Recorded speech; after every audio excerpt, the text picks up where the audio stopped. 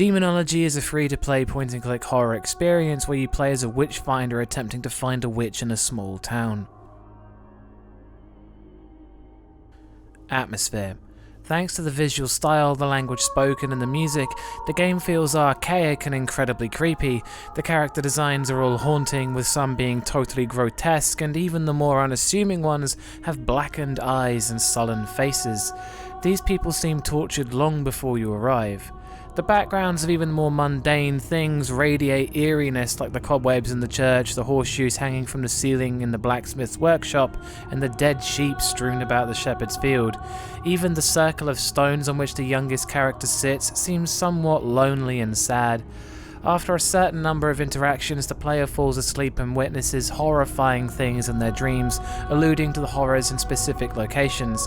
Most of these are either incredibly spooky or just disturbing.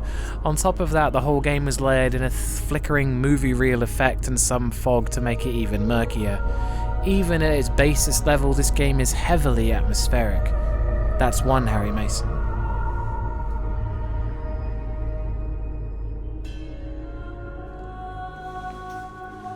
Scares. Whilst the nightmares are creepy, I don't find anything much frightening about it besides the single scare that comes at the end of the 5-day period after talking to or torturing the people of the village.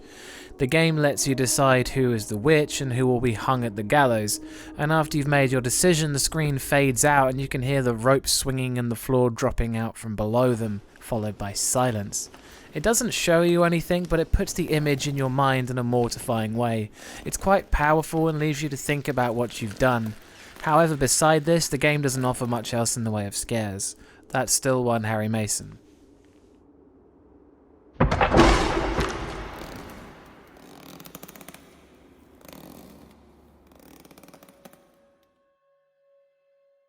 Sound design. The music in the game is phenomenal, with some beautifully eerie singing combined with deep rumbling and reverb-soaked violins that conjure up the Scottish countryside where the game is set. There's some warmer tracks with some gorgeous piano work and more creepy pieces like the clanking coming from the blacksmith's workshop, matched with high-pitched metallic whines. In Nightmares, you can hear the sound of snoring over a deep, eerie ambiance piece. The whole game is soaked in reverb and it's fantastic. The sound effects are all eerie thanks to the reverb again, and the screams as you torture the villagers are somewhat unsettling to hear. A lot of time and effort has gone into the sound design and it really shows. That's two Harry Masons. Gore. Despite being in black and white, the torture scenes are disturbing and unpleasant regardless, poking victims with needles until they bleed to reveal the black marks of the devil, or crushing their thumbs in a vice until their bones crack. However, this was it for torture methods, and it was a little disappointing to see only 2 considering it numbered them. Still, what was there was pretty harrowing. That's 3 Harry Masons.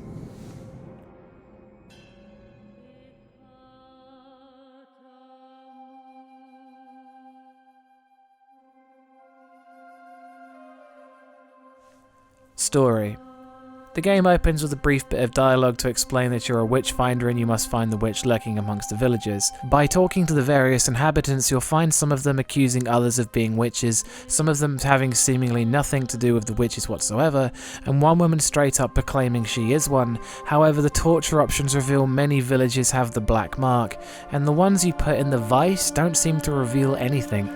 It's down to the player what conclusion they'll come to, because it's impossible to tell who really is a witch by the time you've got to execute one of them, and after the disturbing hanging scene, you're paid for whatever it is that you did. It's not really deep, but it is enough to make players realise the morality involved in the actual witch burnings and how little evidence determined the life and death of people from this period in time, making the final score 4 out of 5 Harry Masons. For a game that lasts 15 minutes, it leaves quite an impact thanks to its atmosphere and art style. I'd love the game to have been longer and to have more of a storyline and consequences, but what we got was pretty good. Again, I'd like to remind you this whole thing is down to my opinion in horror games, and if you don't share this opinion, then that's cool, I get it. I'd like to point out that whilst I felt guilty myself afterwards, I did not scream like a banshee or run away from the computer. I advise you don't either. There will always be more horror reviews in the pipeline, and thanks for watching, and always go check out Bumps in the middle of the night. Peace.